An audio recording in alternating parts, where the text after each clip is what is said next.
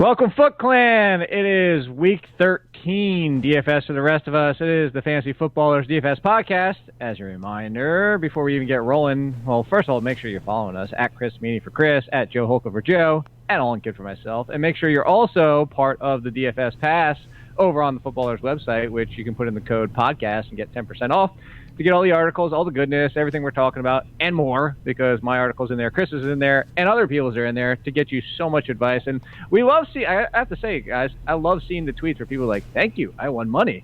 I mean, part of me is like, oh, send me 10% of the break there, but at the same time, I legitimately do love seeing people win money over the weekends. That's what it's all about. Absolutely. That's what we're here for. Well, I want people to win. And this is the time of the year, unfortunately, for some people, their season-long leagues are basically over. If they don't win, you're out. So hopefully we pull in some more people and we're able to call some plays and win some people some money.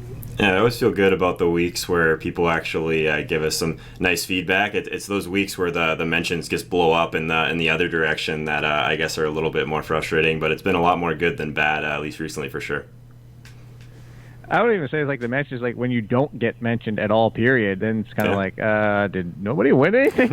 Like, what happened? Everybody okay? But look, that's what we're here for. Hopefully we do that for week 13. So as always, let's kick things off. Let's talk some cash plays for you guys. All right, Joe, coming to you first. DraftKings. It's impossible this week. There is no way you're getting Christian McCaffrey in your lineup, is there? Yeah, I'm just going to give everyone permission again to play Christian McCaffrey for the 10th week in a row, I think. You can't. You can't make it work. You literally can't make it work. No, I don't know. I think that there's still enough pricing kind of inefficiencies here. I guess we've talked about this the last couple of weeks about how much harder it has been to build lineups in particular over on DraftKings, but thankfully we did get a little bit of value to open up last week. I think this could be another week like that where we end up getting on some of these cheaper wide receivers, which we'll talk about, but running back, I still think it's the same guys at the top. There's really not much more analysis as far as the Christian McCaffrey thing. Like he's 10-5 on DraftKings, he's 11K on FanDuel. I think this spot against Washington still certainly makes some sense to go back to this guy. You can project him for the most touches on the entire slate. Washington is a team that will slow down the pace a little bit, so that's something to, I guess, monitor as we go through here. But Washington in particular is a team that's really poor against the short area passing game, so I mean, I just think that McCaffrey could end up eating again in this spot. He is so much more expensive than any other running back on the slate. So what are you guys doing with him versus like trying to prioritize some of these wide receivers? So Chris, you know this because we said it, well, Joe, before we came on the show. I found a way to make it work on FanDuel. It's a little bit easier. I mean, if you just plug them in on FanDuel, you have $6,000, per average player to spend the rest of the way. That's doable. You can get a solid lineup over there on FanDuel with that, and then on DK it's 4.9 once you plug in McCaffrey. So it's really tough. Yeah, I mean, you got to be punting on defense. You're gonna have to punt the tight end position, and you're gonna have to take a quarterback. Shot on. Yeah, definitely a quarterback. We'll get into a couple Devlin of Hodges, maybe Andy Dalton. I don't know. You're gonna have to get a little wild with your lineup. Maybe you go Dalton on Tate stack or something silly like that. You're going to have to get creative. Absolutely. I mean, Benny Snell, 4.7. Do you really want to roll that guy out there? So you'll have to take some. It's definitely easier to do on FanDuel, I will say that. But it's so tough because he's, as Joe talked about, I mean, he's all the backs here this week. I mean, we don't even know what the status of Barkley. Kamara's not playing. Zeke's not playing. When I say I don't know the status of Barkley, I just don't know I'm not confident rolling him out. I mean, his price is 7.4, so it's clearly CMC is the number one option. If you can find a way to do it, go for it. But it's tough in cash, Jake, because you're going to have to roll out these scrubs. And if you're a cash game player, it doesn't give you a good balance to roll him out. No, and I think that's why we're not talking tournament right now, but I think that's why Christian McCaffrey makes sense in tournaments, is because it's so impossible to do it that most people are just going to finally stay away. And you're going to have to hit. I wouldn't do this. Is something you talk about a lot, Joe. Is like, one out of so many lineups or whatever. I might barely own Christian McCaffrey. Even tournament, it might be like 10%, like 1 out of 10, just because you're going to have to hit on so many. Like you're taking, and this is for everybody out there, and you can talk to this too, Joe and Chris, about roster construction. Is when you go and you just mentioned, was it 4,900, Chris? Yeah. When you have to punt essentially quarterback and tight end and 2 wide receiver spots, and your second running back becomes a question. it goes from, all right, I got to hit on some guys that look like good plays, and I have to hit on 2. Now you have to hit on like 4, and you're hitting on 4 of guys who only hit like 10% of the time. So do the simple math for everybody out there has been math of, times. Now we're talking about you probably have like a 2% chance of doing well.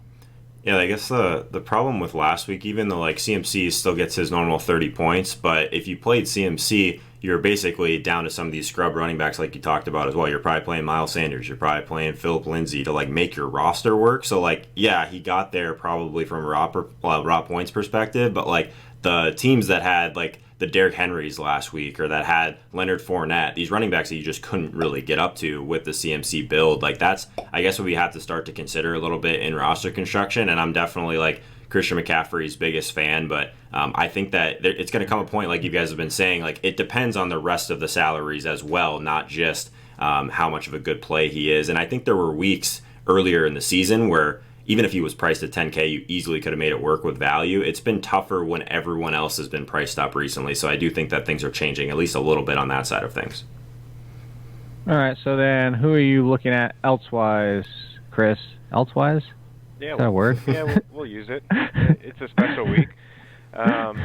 Lev Bell, he's been pretty frustrating, but this is a good spot against the Bengals. Nobody's given up more rushing yards than Cincinnati this season, and he's been a little bit more involved through the air. That's what I like to see. Last week, 5 catches, 4 catches in week 10. He had 8 grabs in week 9. So he's been involved through the air. It hasn't been the Lev Bell of old, but he's coming off a game where he had over 4.0 yards per carry, and you can only say that twice for Lev Bell so far this season. So it's a good thing. Yeah, I guess. I mean, it's completely not the same upside as when he was a Steeler, but I think in terms of just pricing, he's on both sites actually. On FanDuel and DraftKings, I think he's decent in there at 7-2. So that's a running back that I'm looking at. But again, on DK, you're not going to be able to pair one of these top tier backs with McCaffrey. It's just there's no way in heck you can do it. Tough to get there. I guess you guys probably aren't going to like this one because of the matchup, but Lenny, 7,500 against Tampa Bay. I get the matchup is horrendous. That's your other favorite guy. Guy literally touched the ball like 35 times last week, didn't he? So he had 24 rush attempts. Like he just missed the 100-yard bonus on DraftKings by 3 yards, but got in the end zone twice, which was great. 12 targets. Like he did all of his damage when they were down like 30 points, it felt like. So I don't know. I still think he's in play, even though the matchup couldn't be much worse. He's 7,500, like you said, but making builds work with him and Christian McCaffrey might be a bit of a struggle this week. But I do think that maybe he's more of a tournament play, but the volume alone should at least have him on your radar. Yeah, I think he's more of a tournament play, but I think he's a decent tournament play. Oh, the one thing with Lenny this year compared to years past is the catches. He's so involved through the air. In 2 games with Nick Foles, this guy's got 19 targets and 16 catches. I mean, 7 catches in week 8 as well. So I like the fact that even if he does get shut down on the ground, which he probably will, he'll probably catch 7 or 8 balls. When I say shut down, I mean I just don't think he'll get 80 to 100 yards. But if you give him 20 carries, 60 yards and 7 grabs, it's not awful. No, well, if I'm going down to Lemmy, I'm not doing it. Look, this is the week where you brought him up before, Chris.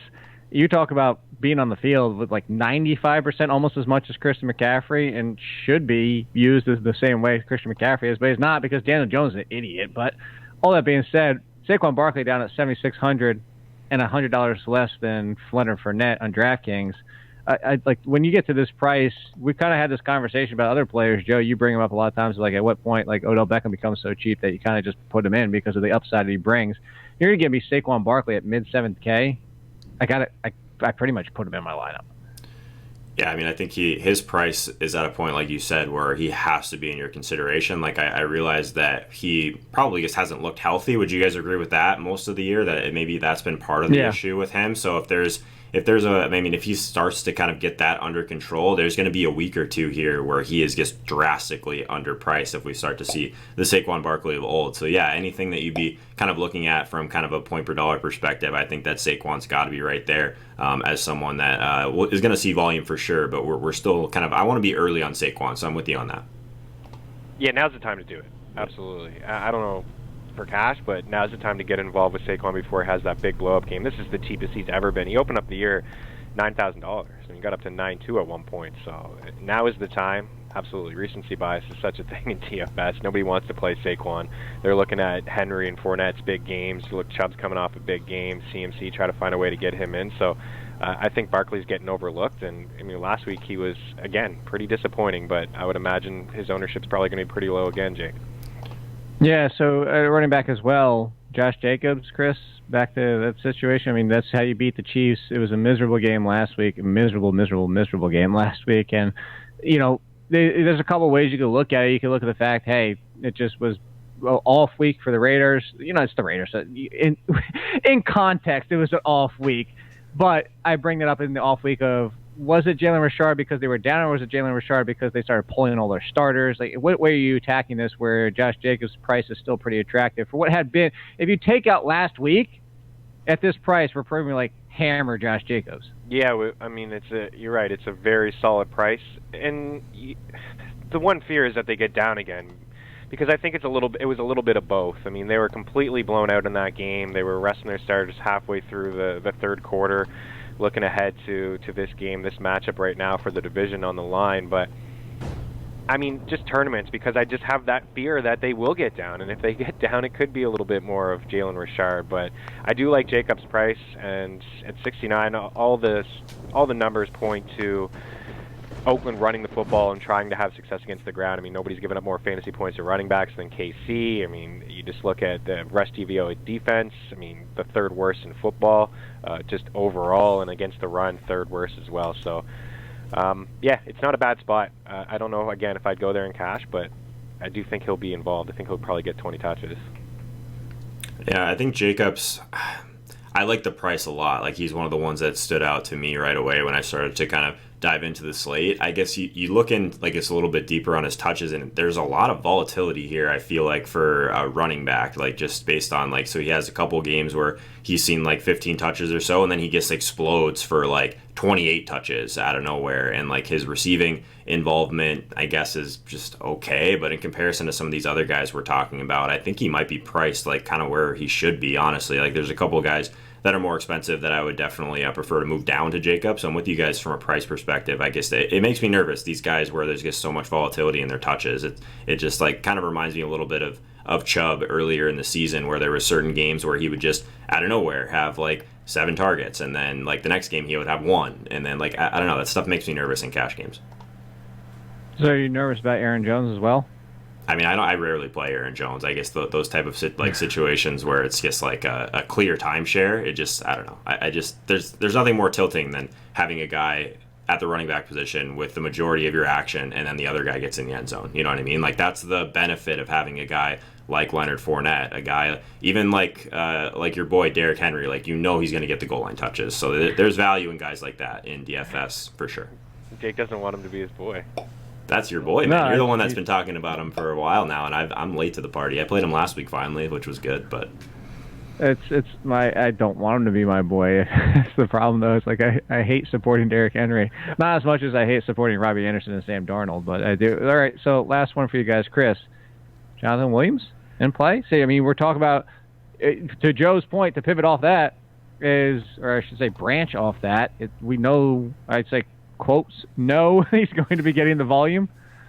Yeah, I guess we know he's certainly earned the touches. My one problem is that, I mean, his involvement through the year. I know he caught 3 passes last week, but I don't really think that's totally his thing. I mean, how will Jordan Wilkins get a little bit more involved? It's possible. I don't think he's a huge threat, but Nyheim Hines is definitely a threat to steal those catches, that third down work. So I don't mind it. On FanDuel, he's just too expensive. They're really giving him the respect. I mean, $6,800.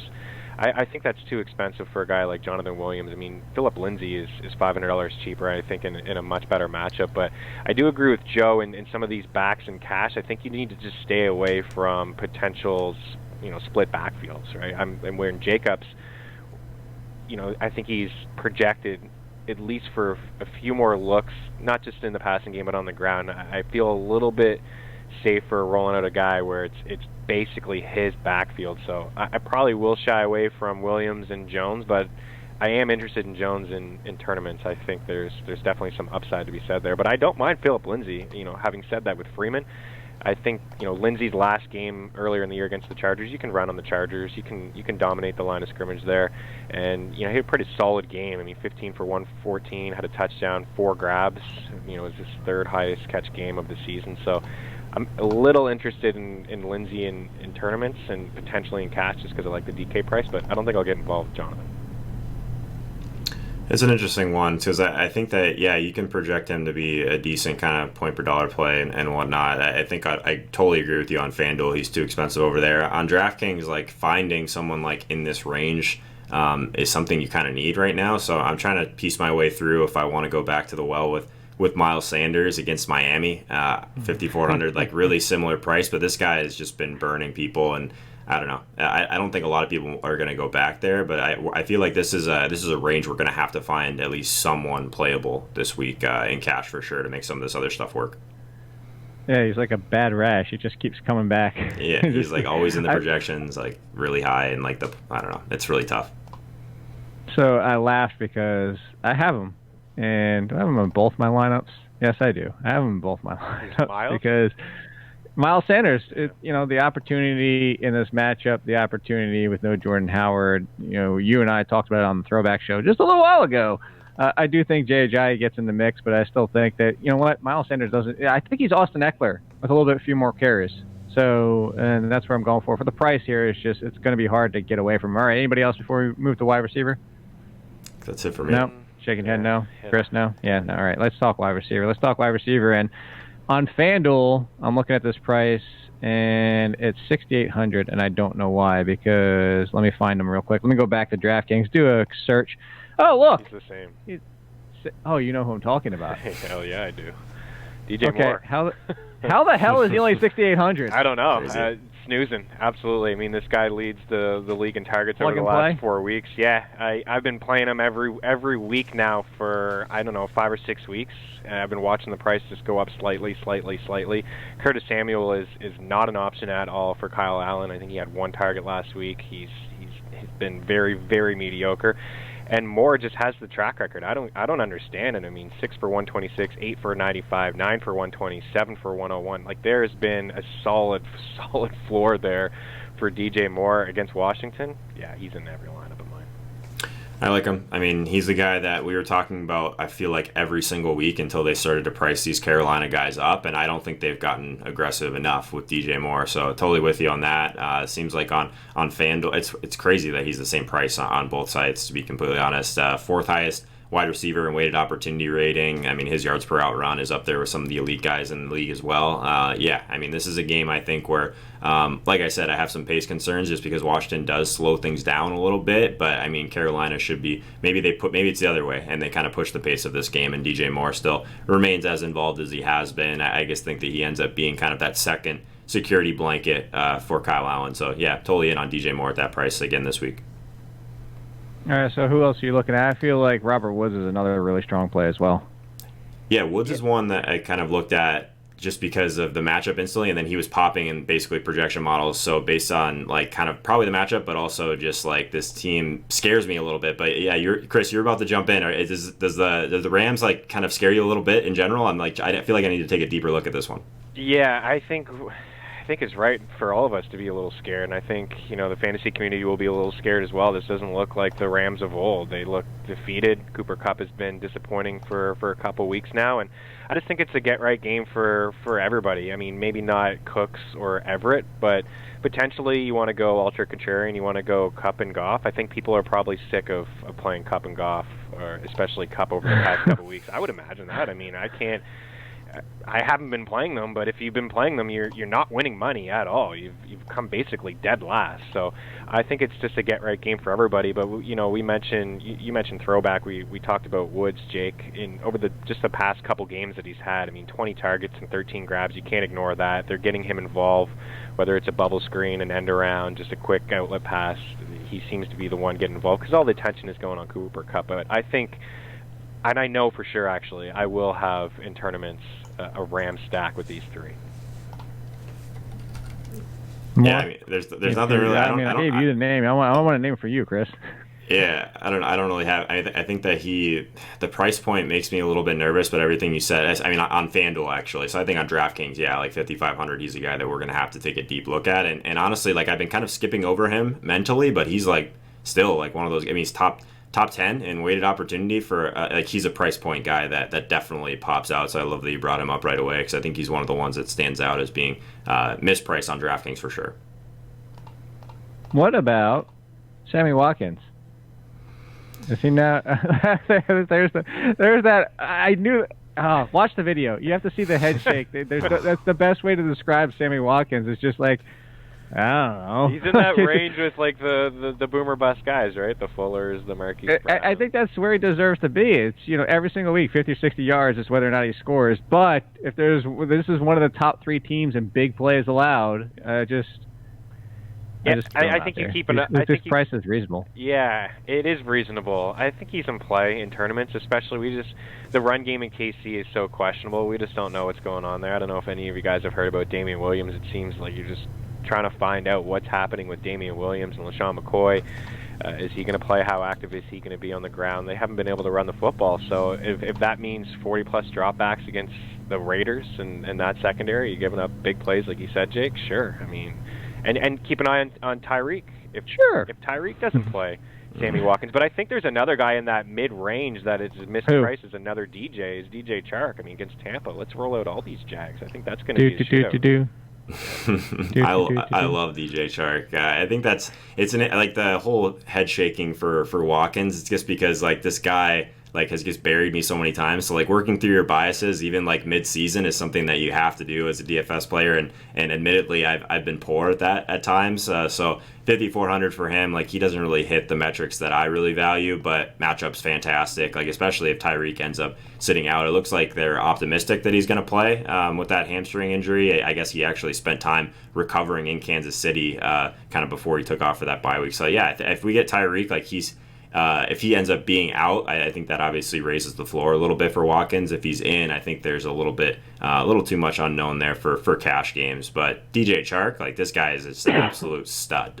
6,600. I think that he's someone that we could definitely go to. I mean, we talk about it every week with Tampa Bay, right? It's just a massive pass funnel, probably like a somewhat historic pass funnel situation, right? Because they've been so strong against the run. As much as I like my boy Lenny, DJ Chark's probably the one that makes a little bit more sense. All right, so I think this one might have become my boy again, Chris. He was at the draft time.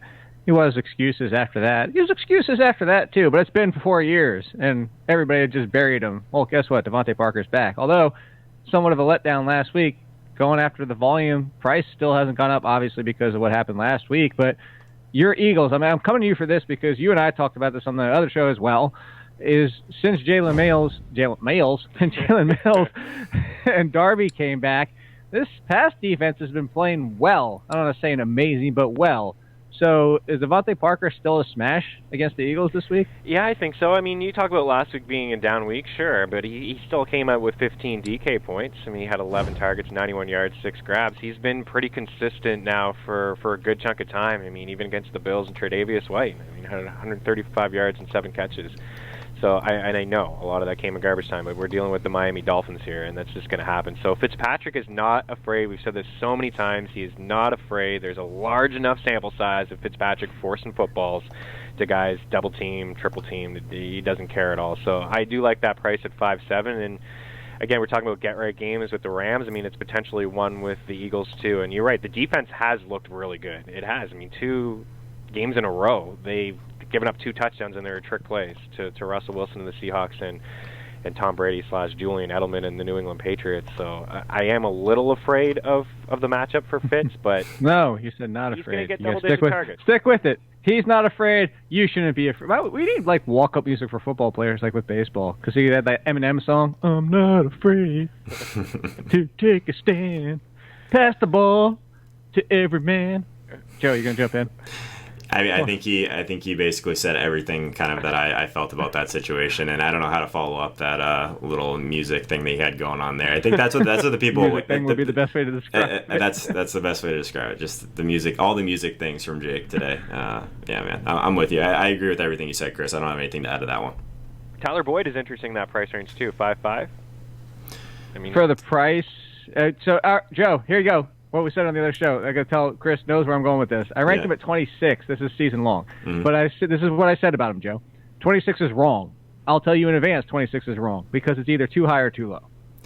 Yeah, this is one where like he finally got there, hit that regression we've kind of been waiting for last week. I think that in theory, like this is a spot that would make some sense, especially because of his price. I would prefer to attack the Jets with someone that sees deeper targets. They're 29th in the league at defending the deep ball, kind of middle of the pack and in the short area of the field. But I mean, you can't deny like Boyd has been a frustrating asset this year because he is getting volume. He just hasn't really had that ceiling because of how poor this offense has been. So yeah, like he's someone that almost always like he ends up like in the conversation for me, someone that really likes to target that type of volume. But in this spot, I think that it's one of those ones where the pieces don't fit together seamlessly.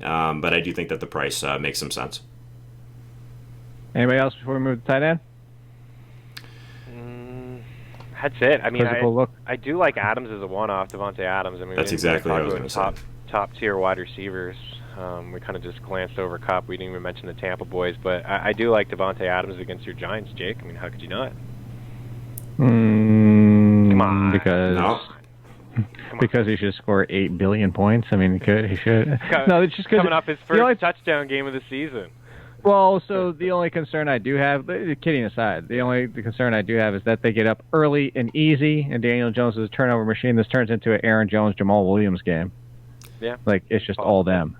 Okay. That's the only concern I have there. I love that play. I'm with you. I just, unfortunately, because there's so many in the 6 range that I like, I wanted to get the running backs in. I didn't have a spot for him, but I do like the call. Yeah, he seems like a guy. Try and pick one of the Bucks, or let's talk tight end. Actually, which Buccaneers is it going to be? That's what I mean. No, you nailed it last week, didn't you say Godwin? I was pretty. Yeah, I actually was shocked. So I was monitoring King of the Beach pretty heavily, just because one of my one-on-one clients had 4 seats in that, and we didn't end up on a Godwin side of it, but the ownership was crazy. Like I'm sure it was like this across the industry. Like Godwin was 4%, and Evans was like 32 in that. So if you were on the right side of that, you basically won all the money. I guess I obviously, like, the things that I focus on, sometimes I don't hear as many narratives, but there's this narrative that Winston basically just likes to throw to Evans a lot when he's under pressure, and this is a spot where I thought that he would see some pressure, so maybe that's why people got on him. I liked Godwin just because if he's going to see pressure, just to me, that means, like, the short area of the field is what makes more sense. So, I like Godwin quite a bit last week. I actually had someone bring this up in a show that I had earlier this week, and they said that if you just did this one thing every week, you built a team with Jameis and either Mike Evans or Godwin, you played the exact same team in something like a 3-max tournament, one with Godwin, one with Evans. If you did that the whole year, you'd probably be rich, right? Like, you just would have hit it every week. One of your teams would be dead, but you'd have the other team, you basically would have the nuts. I don't know, probably negative EV, but I thought it was an interesting way to attack it. That is an interesting way to look at it. All right, so we're going to come back to that game. The tight end position. So I'm going to tell you guys what I did. I went to tight end. I scrolled down. I scrolled a little bit further, and then I kept scrolling. And then I just put in Caden Smith, and then I started the rest of my lineup after that. Oh, baby, Caden Smith, yeah.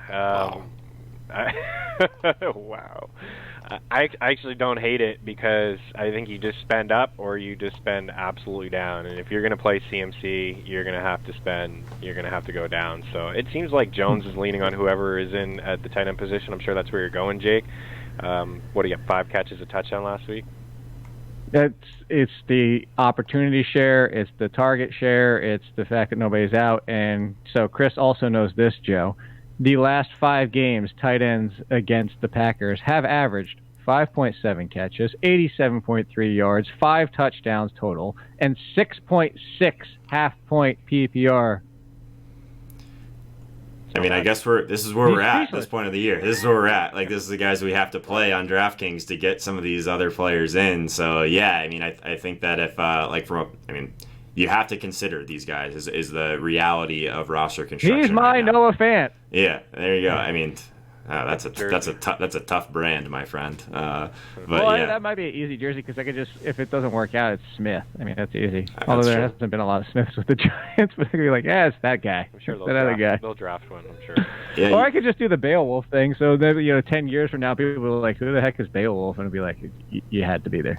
yeah. And just looking down at that price range, I mean, just trying to punt the position, there's really not a whole lot. You can jump up. He's the only one. I think there's maybe. yeah, that's what I was gonna say. Is I think Jack Doyle, but you have to move up a bit to get there, right? But he's the one that I think stands out the most by far down there.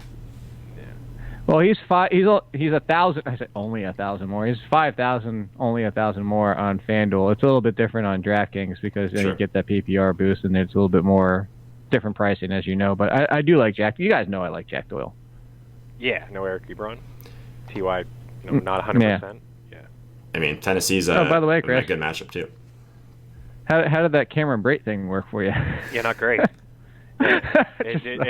Thanks for that. Luckily I didn't have a lot of shares of him. I played Dallas Goddard. I still like Goddard. He put the ball on the ground, but he came away with 7 catches last week, and we still don't know who's going to catch footballs in Philadelphia. It's Ertz and it's Goddard. I actually played both of them in a lineup that was successful without Carson Wentz, believe it or not. But I still think what we've seen from Ertz over the past 3 weeks is again, even against Miami, I think this is just going to continue to see it. I mean, Wentz is just starving for somebody to catch a football, and it just seems like it's just Zach Ertz and Goddard. So jokes aside, I did bring that up with the point.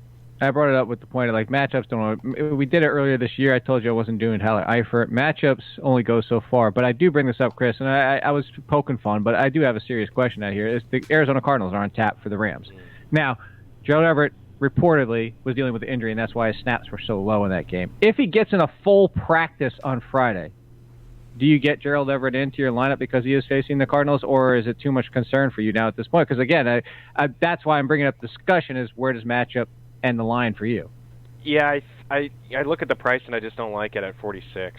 The past couple weeks he just hasn't been healthy, so I understand it's against Arizona, but, yeah, I'm personally not going to go there. I get it, but I just haven't seen enough from him over the past couple weeks, and I'm not going to believe that he's fully healthy, even if he does practice in full on Friday. He's too expensive, man. Yeah, I'm totally with you, especially on DraftKings. I think at that range, for me, it's still Greg Olsen, 4,400. Like, he's ran more routes than anyone on the slate over the last 4 weeks. Washington 31st against the tight ends. I mean, they're at home, decent total. Like, I think the Greg Olsen thing's always kind of hard to click in a single entry situation, and his price is outside the range of like the Gesicki's and the Doyles of the world, which obviously gives you a lot of savings that you need. So it's a tough price range for tight end to get to that mid 4K range just overall. And if I'm going to do it, it's probably not going to be Everett, even though the matchup is obviously, it's basically the best matchup there could possibly be. So not for me, I don't think. Jake, even though I mentioned Brate, you mentioned Vance McDonald. Vance McDonald had 1 point, as one more point than Brate. Yeah, who did I mention, guys? Gesicki, probably? I think so, yeah. And he was he was decent, wasn't he? He had a touchdown. It's Will Fuller. You can mention him every single week. Eventually, he's going to hit. Yeah, that's the play. That's why my mentions blow up whenever Noah Fant catches the ball. Enough with Noah Fant. All right, so who are you looking at this week, Joe? You kind of poo-pooed on everybody so far. No, I think it's Doyle for me, honestly, for the mention or for what we mentioned before with Ebron being out, and I think just that $3,300 price tag, Tennessee 26 against the tight end. I think a lot of things kind of line up for Doyle. This is a guy that could end up being in this mid 4K range with Greg Olsen and those type of plays before long. So I think that he gets underpriced this week on DraftKings for sure. All right, let me ask you guys 2 more. Both have top 7 APA matchups. Cincinnati ranks 5th. Kansas City ranks 7th. Ryan Griffin, 1, with how good he's been and how much involved he's been. And then 2, has Waller fallen enough in price to get him back onto your radar, even as quiet as he's been? Yeah, Waller's a good one because no Hunter Renfrow. You look at Waller early on in the season, he's getting all those targets and catches. And if you do paint that script where KC is going to be up, Waller's going to get a few looks. So I like the Waller one. I've been on Griffin for a couple weeks too, but now I'm not crazy about his price at 4.3. He does have 4 touchdowns in 4 games without Herndon. That's nice. It's great. But again, I just think it's going to be a whole lot of Lev Bell. So more interested in Waller. And in that price range, again, I think at 4.3, I'd rather just spend down and maybe just punt the position even more. Yikes. Well, there's a tough one for me because, like you said, he's 5,500. It's that next tier of the pricing in Kansas City, obviously fourth best against the tight end, so not a great matchup there. But just looking at some of these, like there's some tough matchups for some of the elite tight ends, right? So we have like Mark Andrews against San Francisco. We've got Kelsey. I guess Oakland's kind of middle of the pack, but like it's really tough to justify. I think the position of paying up DraftKings for sure. Just paying up at the tight end position is really hard to justify with some of these mid 3K guys that. We can still project for at least a decent amount of volume, even though it's gross. Okay, so let's talk about quarterback then. And on DraftKings, Joe, the second thing I did after I went down to Caden Smith is I scrolled back up to the top. And I said, hey, you're going to give me him as the second highest priced quarterback and not the first? I'm putting Lamar Jackson in my lineup. Now, I didn't do it on FanDuel because, respectively, he is the highest as he should be. And 87 is a heck of a lot. It'll be 87, 86 Patrick Mahomes, and then 81 for third for Rodgers. But you're going to give him $400 less on DraftKings? Yes, Lamar Jackson was the second person I put in my lineup on DraftKings. I mean, you like playing 4 running backs? Is that good? Yeah, no. He's it's the first thing I saw too was that he was cheaper than Patrick Mahomes. So like, if this just feels like the classic, just paying like they are just pricing these guys down because of the matchup. Like we saw Kyler Murray have some success against the San Francisco team too. Like is Lamar Jackson someone we're just going to avoid when we saw like someone with at least I don't know. I was about to say a comparable skill set. I'm not sure anyone has a comparable skill set to Lamar Jackson, but at least the type of success that he had, I definitely think Lamar can get there. 7K. This is going to be the cheapest we see him the rest of the year. No, nobody has a comparable skill set because it's like Adonis had sex with Hercules and had a baby. Like, that's Lamar Jackson. You see Michael Vick on the sidelines watching the game. Even he was impressed. Like, whoa, I couldn't do this. Michael Vick's like, I didn't even do that. Yeah, nuts. I like Mahomes. I mean, I understand the Jackson thing. I typically don't spend up at the quarterback position, but I may do it with Patrick Mahomes. As I said, I think he's going to drop back and throw 40-plus times against a weak secondary in Oakland. But, I mean, I'm not going to say anything negative about Lamar Jackson. Joe's absolutely right. And, you know, the defenses for San Fran, I mean, the defense it's awesome. It's great. But they have struggled twice against Murray and Russell Wilson. So, I mean, a lot of these guys have, you know, they're very similar. They're elusive. They can move around in the pocket, make things happen with their legs. So I have no problem with Lamar Jackson. I mean, it's silly to tell anybody to fade Lamar Jackson, but I like Mahomes slightly more, and I wonder because he's $400, like you guys are just saying, right? You guys are both sharp. You're saying, oh, Lamar Jackson, $400 cheaper. I'm playing him. So I feel like that's kind of where most people will go. They don't want to spend that 7-4 on Patty. But what do you always say, Chris? I don't know. That chalk isn't a bad thing if it's the best play. Sure, but maybe Mahomes is the best play. Well, I know. I was to the point of him being chalk. Yeah, there's nothing wrong with chalk. See, we got to get some other options out there for people. So one of the other ones, can you guys guess? I've only done it like 17 times this year. Can you guess where I'm going with this? Yeah, I'm right there with you and Jameis, right? Naked Jameis. That's been the play. Yeah, he only threw about 28 times last week, but 3 touchdowns. That's your plus EV, Joe. Is stop trying to figure them two out, and then just naked Jameis. Yeah, because one of them hits every week. That's the problem, though. I think like my probably biggest mistake with this whole Tampa Bay like decision, at least in tournaments this year, is like because I can't figure it out. I haven't played enough Jameis because I've just been Xing out these Tampa Bay guys overall. Like if you basically go broke trying to figure out which one to stack, and I mean you've been saying naked Jameis most of the season, so props to you on that one. It's something that I definitely. I mean I haven't played Jameis near enough because he's been running a lot more too, and I think that's something that doesn't really come out in the projections enough either. Like I've only got him at like 15 or so rushing yards. I think you could probably bump that up a little bit relative to like kind of what he's been doing in recent weeks. I think he's an awesome play. He's significantly cheaper than the other two guys we were talking about on FanDuel for sure. He's $7,600 on FanDuel, so that's a nice price tag for him. I actually kind of like the Jacksonville side of the game as well. I think that Tampa Bay Jacksonville game is super interesting. So yeah, I think Jameis is totally fine. Yeah, I'm making myself laugh in my head because I was like, you know what I need to get? We keep getting things from behind us. I need to get a picture of Jameis doing the George Costanza picture from Seinfeld. He's half naked on the couch. That's what I need behind me. I need that picture. Somebody can make that. Somebody has the Photoshop skills to make the naked James as George stands on the couch, please do it for me. I will immediately take it and print it out and put it behind me. Credit to you, and I'll call you out on the show. So please, if anybody has those skills, I want it. Chris, Nick Foles for you? Somebody else you're looking at? Yeah, I do like Foles. I agree with Joe. I think both sides of it. I've been playing a lot of Jameis as well, and I mean, you're right, Joe. Over 150 rushing yards in his last 5 games, so he's been pretty productive on the ground, calls his own number sometimes, and he's got 2 top 5 wide receivers to deal with. And on the other side, Foles has just been slinging it. I mean, it hasn't all been good, but since he's been back, 47 passing attempts, 48 last week. I mean, that's a lot of passing attempts, and game script has favored him to throw the football, but it may favor him again to throw the football. The defense in Jacksonville does not look good right now, especially the secondary since they lost to Jalen Ramsey. And I like all of his weapons. We just talked about DJ Chark. I mean, D.D. Westbrook's in a good spot. Chris Conley's in a decent spot as well. He's fairly cheap, so this is a game that I'm going to attack from both sides, and I think it's the contrarian way to spend down and put Nick Foles in your lineup at 5-7. Pretty good spot. I'm in. Any more for you, Joe?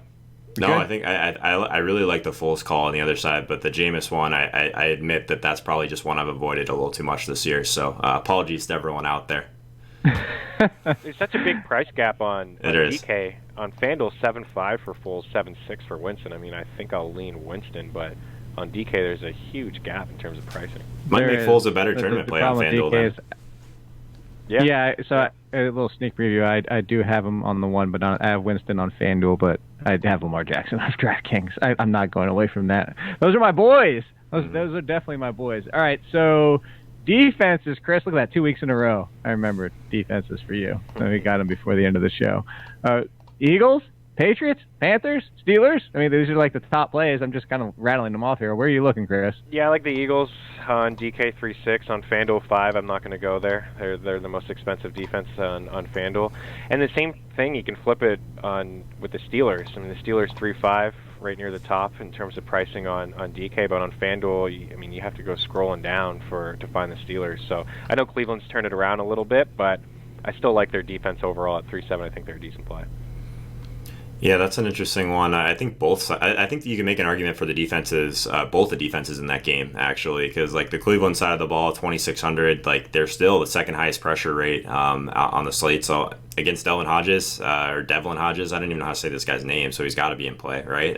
So that's Duck Hodges, I think. Yeah, I think Pittsburgh. Dodges. Pittsburgh really stands out on FanDuel, though. 3,700 is a pretty crazy price tag. Do you guys like any of these like super cheap guys? Like, so I've been like trying to figure out if these like sub 2K defenses are like ever in play. It seems like this week we got Oakland against Mahomes, we got the Giants against Rodgers. I don't know, kind of Miami maybe, but they don't pressure enough for me. They're like bottom 3 on the slate in pressure rate. So maybe the Cardinals again. I know I've mentioned the Cardinals a lot this year, but maybe the Cardinals against Goff on the road. That one at 2,300, I could see going down there. So that's interesting for that aspect, especially now that they legitimately have a piece in Peterson that can do something. So that makes it more appealing. I was gonna say I paid down on draft. This is another piece straight from my lineup. I paid down under 3,000 on DraftKings and close to 4,000 on FanDuel. I went with the Chiefs. You're talking about. You go against Derek Carr, you go against the offense that looked miserable last week, and that's not the only reason. But as you mentioned, Chris, lost Hunter Renfrow. Maybe Waller completely makes up for that, and that's what they need. They need to go back to Waller. They need to get back to Josh Jacobs, and it's a rebound game. But all that being said, it's an opportunity where their defense has been playing better. Also, their pass defense has been really good, and this is an opportunity for some turnovers. And they have the guys that could turn one of those turnovers into a touchdown. And also, of course, the return game with McCole Hardman. I mean, that's always a touchdown waiting to happen as well. Yeah, it's very possible. I love the Browns call and 2.6 on DK. This is another one where, FanDuel and DraftKings are just completely not on the same page here. 4.6 for Cleveland, and that's probably where they should be priced as a top 5 defense this week, and, their price is a bottom 6 defense over on DraftKings. So I think in that range, I get it. Chiefs 2.7. I may just go Browns 2.6. The Ravens as well. I mean, this defense is completely nasty. They can get after the quarterback, and Jimmy has thrown picks. I know he's looked a little bit better lately, but I'm really digging what I see in Baltimore, not just offensively, but defensively. Ever since they made that trade, 18 points, 13, 24, 15, 13. The sacks are there, too, 9 in their last 2 games, getting after the quarterback, generating picks. They have a pick in every game since week 4. Unbelievable. Yeah, there was like a spur like in the middle of the season where we were kind of targeting them a little bit, but it seems like they've really turned it around, and I love the pressure. They ended up being pretty low on defense 2 weeks ago, so maybe against San Francisco people won't go there. I guess still can't believe Pittsburgh's 3,700 on FanDuel. Like that one like really doesn't make a lot of sense to me. So I think they look really strong over there. I guess I have a little bit of an issue. Last week we had a lot of people kind of going to the Denver defense, even like some higher stakes players that I really respect, and I just couldn't figure out why they were in play last week. Like they were on the road, they don't pressure, so like there seems to be like some situations like that I'm trying to avoid this week as well. But it's kind of hard, especially on a Thanksgiving week. I can tell you why. Let's hear it. It's 100% Josh Allen. It's just because Josh Really? Allen, it's the turnovers. They're chasing turnovers. That's really what it was. You're right about the pressure, but Josh Allen throws picks. He has a ton of fumbles. I mean, honestly, he's somehow recovered more fumbles this year than he should. So I think that's all it was, is people were just chasing the turnovers. That's why I think people will try to chase the turnovers with Miami. It's the same sort of thing with Wentz. I mean, he's got 5 fumbles lost over the last 5 weeks, and he just hasn't looked good. But I agree. You're really rolling the dice with Miami. Two fantasy points per game. Yeah, I don't know. Just I think it's always got to be the tiebreaker's always got to be pressure. I think, and that's I don't know. I was really pumped when I saw they were like 30% last week. That's just one I wasn't on. But you love seeing percentages and laughing at people. That's like your favorite. That's your Sunday enjoyment. It's the best part, just opening it up and seeing like really bad plays like be like 30%. Joe sees 1:01 p.m. and he's like, "Look at these idiots." Or I open my lineup and I see guys that are like 5%. And it's like, oh god, what did I miss? This could be bad.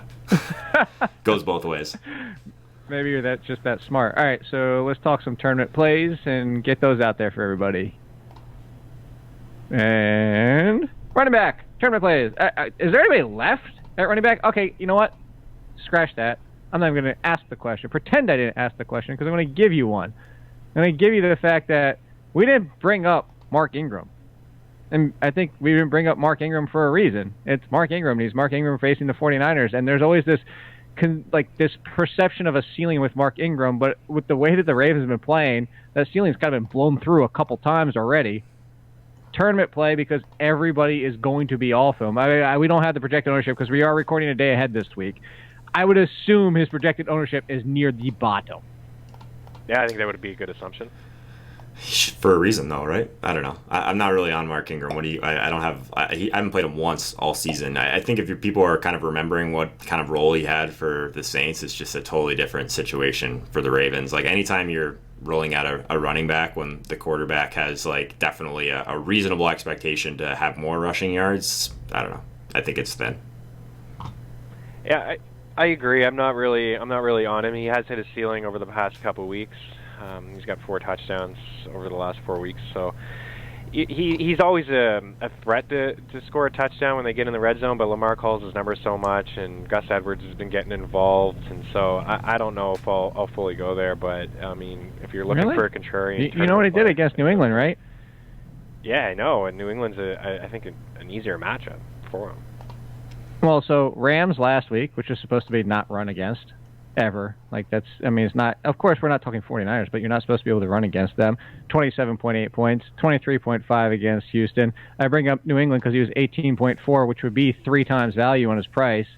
And yes, you have the floor, but this is why I'm bringing it up as a tournament play. I mean, you go back to Kansas City, and yes, everybody ran against Kansas City earlier this year, but 38, 25 against Miami. That's, again, I'm not pushing him on you guys. I just think he's an interesting tournament option.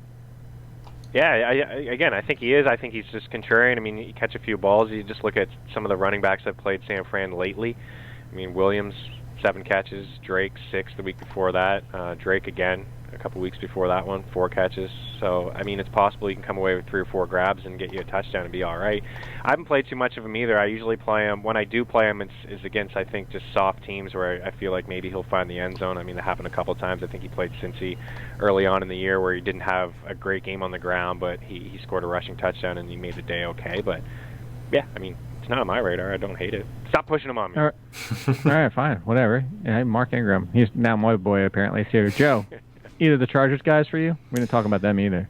Yeah, Melvin Gordon's popping a little bit. I think it's really tough to kind of figure out who's going to have the game in Denver. It's just going to be such a tough game environment. I hate playing running backs in Denver, and I know that sounds like a terrible narrative, but like these guys, like dealing with the elevation, I don't know, the running back position, I think that sometimes even we have like these rotations, we can see even a little bit more in Denver because of that. So it makes me a little bit nervous. Like for the same price, I don't know, Todd Gurley, I get what he just did, but like we're talking tournament plays, like literally no one's gonna click this guy, and it is a fantastic matchup. Arizona 31st at defending running backs in the passing game. Nice team total, even though it's on the road. Like we see a lot of play volume in these Arizona games, and I don't know if Goff maybe figures it out. Maybe Todd Gurley, I don't know. Maybe he gets back on track. I actually thought that like this past week, like maybe we would start to see him kind of get back on track, and then just drops a dud that everyone saw in prime time. But 25 carries the week before,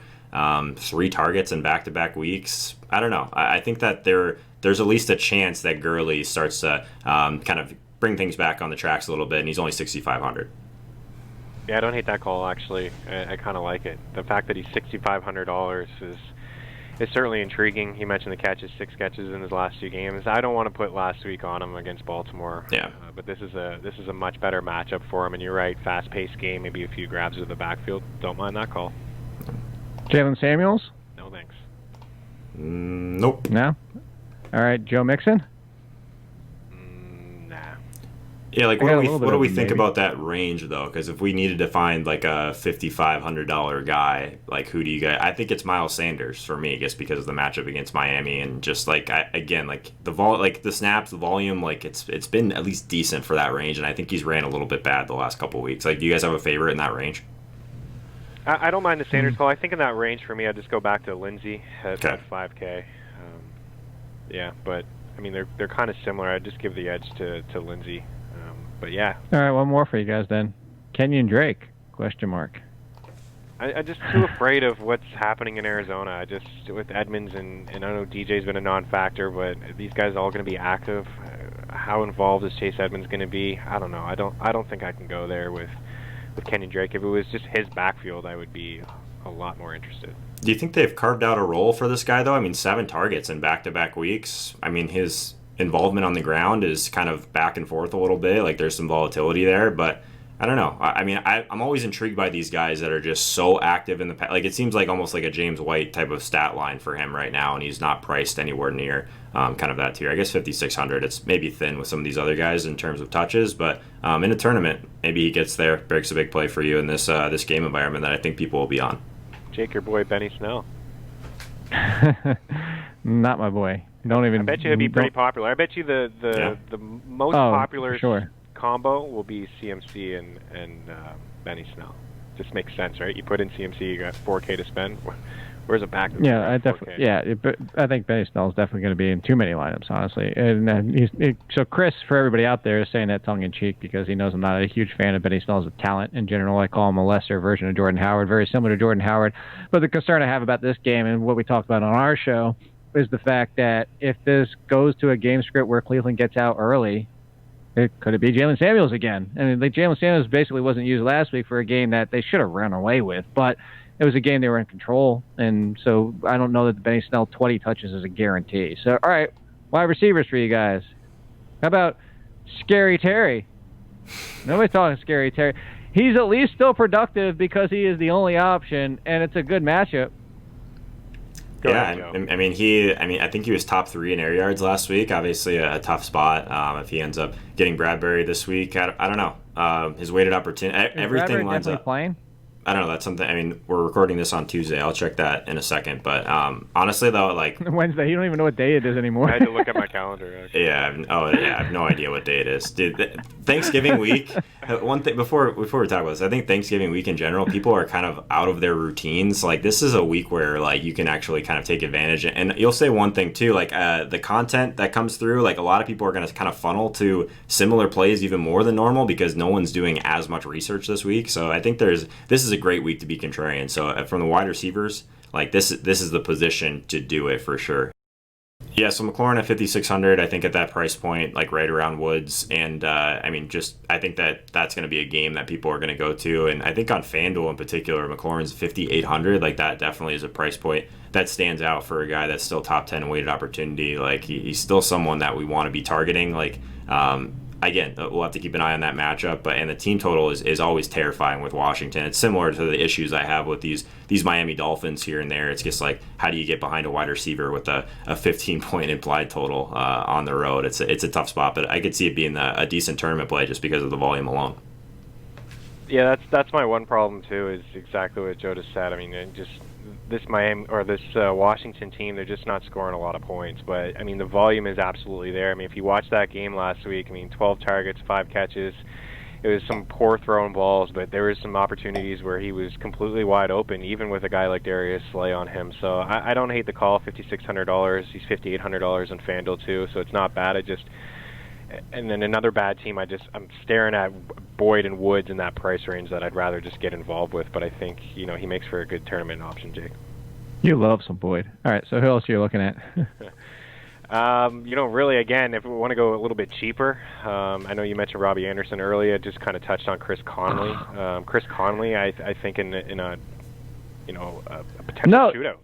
Love it. I don't mean to jump in, but to go back real quick, I would pivot straight to Jameson Crowder. I think because, again, I'm assuming, check for everybody out there, if you can check ownership projections by a lot of people will be talking about it, tweeting about it. Maybe some of us will tweet about it. But I feel like Robbie Anderson is going to be so heavily owned in that game that you pivot right back to Jameson Crowder if you want a piece of that. Yeah, I get it. I'm just playing Bell. I mean, I'm just throwing guys out that are cheap as you could get in there. I'm all in on Lev Bell this week. I'm kind of just fading the passing game, but I think it does. Royalties, all in. Make some sense. So. I mean, in that price range, again, I'm just kind of looking at Chris Conley. I mean, why not against Tampa? And 9 targets, 8 targets. We mentioned Foles and how many times he's thrown the football over the past couple of weeks. So that's kind of where I'm going. I'm looking for a cheap wideout. I like it. I like the Conley call a lot. Like, he's someone, like, I think people don't realize the kind of usage he has at times. Like, I talked about McLaurin, like, being a top 3 guy in air yards last week. Like, Conley was right there too, and he was actually like one of the biggest differentiators I think I had last week in tournaments, because he was pretty low owned. If he would have kind of realized any of those targets, it could have been really nice. I think that's interesting. He's $6K on FanDuel as well. Like, he's basically the same price as Robbie Anderson, who I agree. I think Robbie Anderson is going to be decently popular. I think we're pretty heavy on this Jacksonville game right now, but I don't hate it. Yeah. All right, one more for you guys before we get to tight ends and quarterbacks. Let's go back to it. Tyrell Williams, volume. No Hunter Renfrow, game they're going to need to pass. Again, it could go back to Darren Waller, but Tyrell at the beginning of the season is touchdown in every single game. Yeah, game script again, and sure, I definitely don't hate it. If KC gets up again, I mean, it could be Tyrell Williams. I mean, I definitely don't mind that call. All right, then tight ends. Anybody we haven't mentioned already? Like, tight end feels like we've talked about it before. Correct me if I'm wrong. It's either pay up or don't pay up, and it's all the same considerations. And there never seems to be a guy all the way down here that like gets crazy as far as an ownership perspective is like. So I don't know. I think a lot of these guys that are running routes, like, it's like 3,600 and below, you can make probably an argument for like 5-6 different guys. So my weekly play at Michael Gesicki, that's what I got for trades. Chris. That's it, man. That's all the tight ends. I'm either, again, spending up for Ertz, or I'm gonna spend down for the Caden Smiths of the world. Help me now. Yes. Help me now. Caden Smith. Let's do it. Quarterbacks. Anybody we haven't mentioned that you would think of quarterback wise? No. Maybe Goff again. Try to be contrarian. Everyone has seen the poor performances over the past couple weeks, especially on prime. I'll give you a contrarian play at quarterback. Derek Carr? No, Joe. Let's hear it. Yeah. His last name is basically as common as Smith almost, and he plays for the same team because he is Jameis Winston. As I told you guys, Daniel Jones is a worse version of Jameis Winston. This could be a game nobody wants him where he turns around and throws for 300 yards and 3 touchdowns because he's Jameis Winston. I'll let you play him. Yeah. I'm not. I was just giving you an option. I hope you play him in the 3-man. That would make me feel a lot better. No, I'm not playing him, period. Chris, just 3 weeks ago, you were trying to talk me into Daniel Jones. Yeah, I probably like the matchup a little bit better. I don't know who he's playing at that time, but yeah, I mean, when all his weapons are fully healthy and Barkley's not, and Evan Ingram's not around, he's off my radar. Barkley's actually asleep. I think on I my liked him feet against right Detroit. Oh, baby, 4 touchdowns. Oh, yeah, you're going to go back and look at... No, you liked him against Arizona. Yeah, maybe. Who knows? I don't know. We have to check the tape. I don't remember which one it was. I'm not getting involved. I think the cheapest I would go is probably Derek Carr, 5.5. I know that Dalton's 4.7, but I don't think I can get there. Yeah, it's a tough week for these really on my cheap. Feet and nice and warm. Tough for these cheap quarterbacks this week. Like normally I have a guy down there that's like, you can make some sort of like, I guess, argument, at least in I don't think there's one of those guys this week. Like Derek Carr all the way down there, I don't know, seems bad. Fair enough. All right, let's talk stacks, and then quickly we'll talk lineup. So stacks. All right, do we have any this week? Chris, you doing your Eagle stack? Is that what you did? No, I think I was just stretching. No, I am not doing an Eagle stack. We talked so much about this Jacksonville-Tampa game. I'll just leave that for somebody else. Let's go just ultra contrarian and get right game for Goff and Cooper Kupp and Woods. I had a feeling you were going to say them for some reason. Yeah, let's do it. Let's get them all in. You want to do a little old school Goff to Gurley, back in the day when that guy used to catch 5 or 6 balls. I mean, this could be the get right game for the Rams this week. Play them all. Don't hate it. Definitely don't hate it. So, yeah, I guess we've talked enough about this Jacksonville. I guess we might as well. I think this is clearly the play. You play Foles, Conley, DJ Chark. You bring one lineup back with Godwin, and then you play another lineup. You do the same thing. You bring that one back with Mike Evans, and then then one of those is definitely dead. The other one, you're going to win everything. So I wish I would have done that all year. I kind of like that. That's the intrigue. I think the only other one I would consider is, you keep bringing them up, Chris, I would consider a jet stack. I mean, if you want to go for it, and you could always, to your point of what you talk about, Joe, we know Sam Darnold's going to be popular. We know Robbie Anderson's going to be popular, so you do the Sam Darnold, Lev Bell, Jameson Crowder, and maybe even toss in a Ryan Griffin. I mean, you can get pieces of this game and still differentiate it enough kind of to what you were talking about, but I like that one. All right, so let's put our lineups out there. We're not doing Thanksgiving, as you guys could tell. That's why we skipped so much for that, but let's do it.